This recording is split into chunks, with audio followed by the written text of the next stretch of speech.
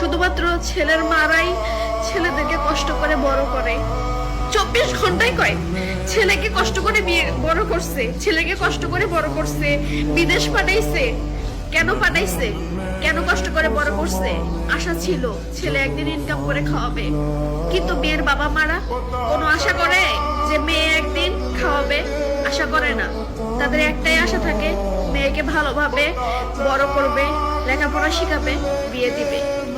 একটা মেয়েকে বাবা মা বড় করে 20 বছর পর্যন্ত লালন পালন করে, লেখাপড়া করে বিয়ে দেয়। আমরা এসে কি করি? পরের ঘরের ছেলে, সংসার, তাদের মা সবকিছু সামলাই আমরা, তাদের আত্মীয় স্বজন, বোন সবকিছু সামলাই। কিন্তু যারা জন্ম দেয়, যারা বড় করে বিয়ে দেয়, তাদের কোনো কিছুতে কামে লাগে? আমাদেরকে লাগে না। পরের বাড়িতে সবকিছু সামলিয়ে জীবনটা শেষ করে দিই আমরা মেয়েরা।